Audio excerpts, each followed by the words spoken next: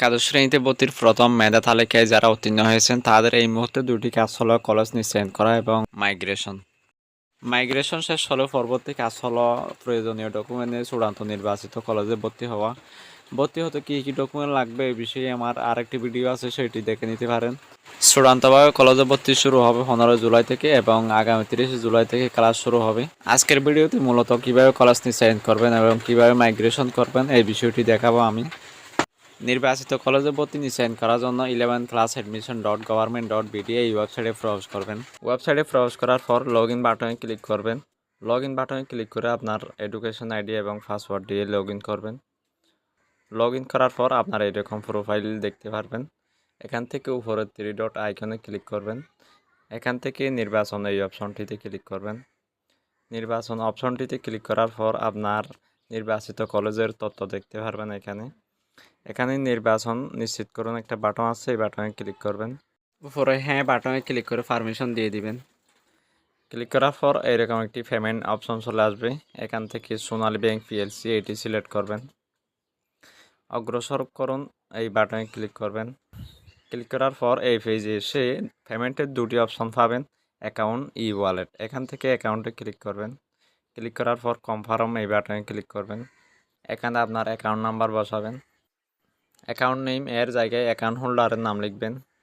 এরপর আপনার একটি মোবাইল নাম্বার বসাবেন। মোবাইল নাম্বার দেওয়ার পর নেক্সট এই বাটনে ক্লিক করবেন। নেক্সট বাটনে ক্লিক করার পর একটি ওটিপি কোড আসবে। ওটিপি কোডটি বসিয়ে কনফার্ম পেমেন্ট এই বাটনে ক্লিক করলেই পেমেন্ট কমপ্লিট হবে। তবে রেজিস্ট্রেশন ফি পেমেন্ট করার সহজ মাধ্যম হলো বিকাশ অ্যাপ। বিকাশ অ্যাপ থেকে কীভাবে পেমেন্ট করবেন এই বিষয়টি দেখুন। আপনি প্লে স্টোর থেকে বিকাশ অ্যাপটি ইনস্টল করবেন। ইনস্টল করে ওপেন করে আপনি বিকাশ নাম্বার দিয়ে লগ ইন করবেন। বিকাশ অ্যাপে লগ ইন করার পর এরকম একটা পেজ আসবে। এখানে এডুকেশন ফি একটা অপশন আছে, এখানে ক্লিক করবেন।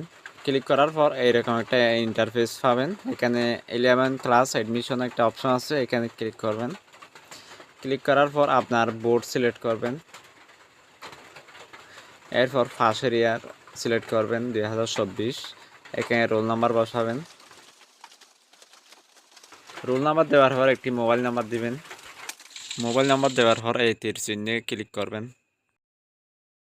এরপর এরকম একটি পেজ আসবে। এখানে আপনার ফি এর পরিমাণ বসিয়ে পরের ধাপে যেতে তীর চিহ্নে ক্লিক করবেন।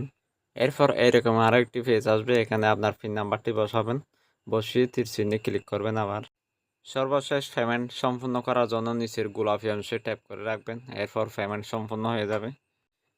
পেমেন্ট সম্পূর্ণ হলে আপনার এইরকম একটি পেজ আসবে। আপনার এডুকেশন ফি সফল হয়েছে এরকম লেখা। এখন দেখুন অটো মাইগ্রেশন কি। শিক্ষার্থীরা আবেদনের সময় যে পছন্দ ক্রম প্রদান করে সে পছন্দ অনুযায়ী একটি ক্রমিক নম্বর দেওয়া থাকে। অটো মাইগ্রেশন হলো আপনার পছন্দ ক্রম অনুযায়ী ফলাফল উপরের ক্রমিক নম্বরের দিকে নিয়ে যাবে। অর্থাৎ কলেজ নিশ্চয়ন করার পর সিট যদি খালি থাকে আপনাকে আপনার পছন্দ ক্রম অনুযায়ী আপনার উপরের লিস্টের কলেজগুলোতে আপনাকে মাইগ্রেট করবে। আপনি বর্তমানে নির্বাচিত কলেজে যদি পড়তে না চান তাহলে পেমেন্ট করার সময় অটো মাইগ্রেশন অন রাখবেন। আর যদি বর্তমান কলেজে থাকতে চান তাহলে পেমেন্ট করার সময় অটো মাইগ্রেশন অফ করে রাখবেন। দর্শক, আমার চ্যানেলের ভিডিওগুলো যদি ভালো লাগে অবশ্যই আমার চ্যানেলটি সাবস্ক্রাইব করে বেল আইকনটি অন করে রাখবেন এবং ভিডিওটি একটি লাইক দিয়ে অন্যদের মাঝে শেয়ার করবেন।